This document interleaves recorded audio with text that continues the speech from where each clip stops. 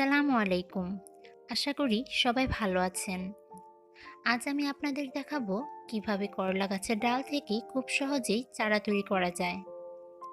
সাধারণত বীজ থেকে হওয়া গাছ থেকে ফল পেতে অনেকটা সময় লাগে।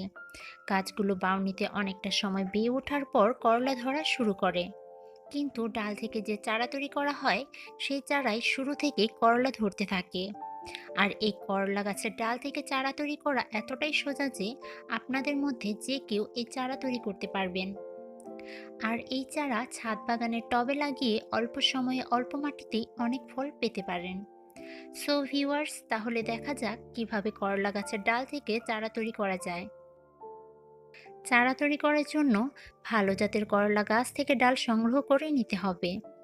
গাছ থেকে ডাল কেটে নেওয়ার পর তা রেখে দেওয়া যাবে না, সাথে সাথে ডাল চারা করার জন্য লাগিয়ে দিতে হবে। আমি চারা করার জন্য এই দুইটা ডাল নিয়েছি। এই ডালগুলোর গাছে করলা ধরেছিল। এখন আমি ডালগুলোকে সমানভাবে কেটে নিয়ে কাটা স্থানটিকে 45 ডিগ্রি অ্যাঙ্গেল করে কেটে নিব।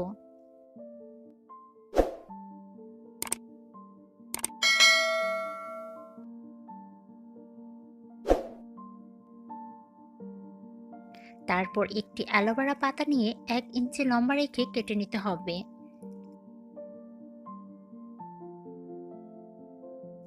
এখন ডালগুলোকে অ্যালোভেরা পাতার ভেতরে ঢুকিয়ে দিতে হবে। আমি ঠিক যেভাবে দেখাচ্ছি আপনারা ঠিক সেভাবেই করে নেবেন।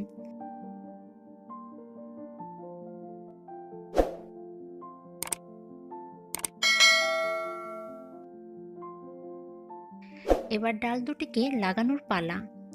ডালগুলো লাগানোর জন্য একটি ওয়ান টাইম গ্লাসে কোকোপিট নিয়ে নিতে হবে। খেয়াল রাখবেন কোকোপিট যেন মিডিয়াম ভিজা থাকে। এখন ডালগুলোকে অ্যালোভেরা পাতার অংশ পর্যন্ত কোকোপিটের ভিতরে দিয়ে লাগিয়ে দিব।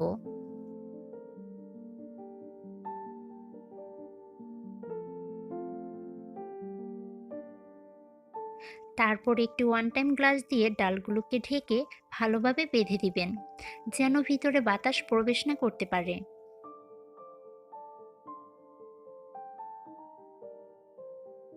এখন গ্লাসটিকে এমন একটি স্থানে রাখতে হবে যেখানে পর্যাপ্ত আলো থাকে, কিন্তু সরাসরি রোদের আলো পড়ে না।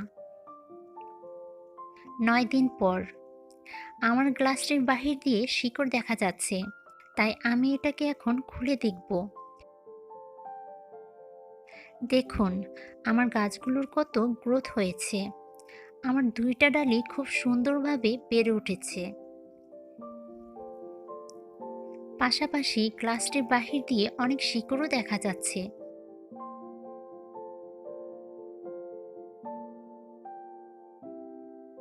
আমি আমার আরও একটি ডাল খুলে দেখাচ্ছি, যে ডালটিকে আমি পলিথিন দিয়ে ঢেকে রেখেছিলাম। আপনারা চাইলে এভাবেও ঢেকে রাখতে পারেন। দেখুন, আমার এই চারাটি বেশি জায়গা পেয়ে আরো সুন্দরভাবে বেড়ে উঠেছে, আর এটাতে করলার কুঁড়িও চলে এসেছে।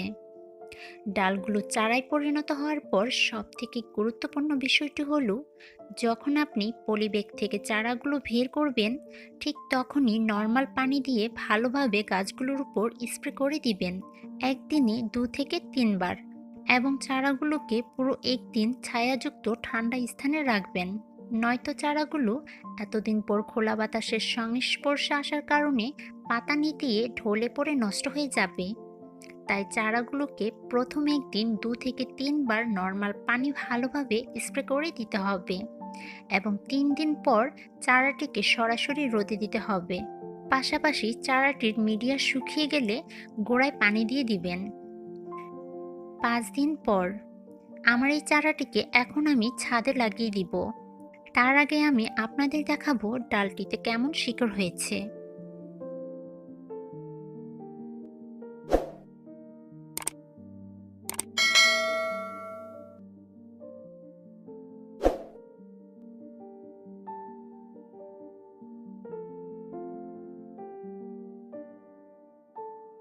দেখুন, এই ডালটিতে কত শিকড় হয়েছে।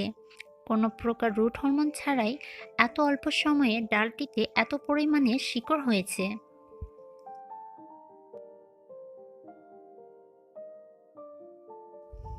এখন আমি এই চারাটিকে ছাদ বাগানে লাগিয়ে দিব।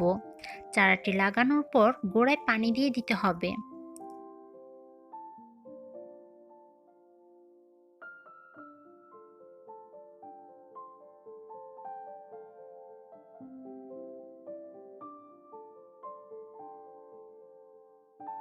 আর অপর চারাটি আমি সরাসরি জমিতে লাগিয়ে দিচ্ছি।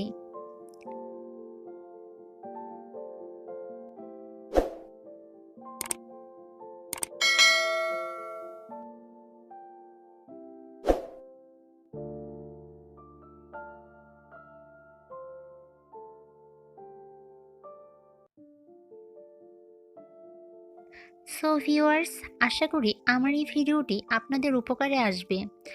যদি আপনারা আমার এই চারাগুলোর পরবর্তী আপডেট জানতে চান তাহলে কমেন্ট করে জানাবেন। ভিডিও ভালো লাগলে লাইক, কমেন্ট, শেয়ার করবেন।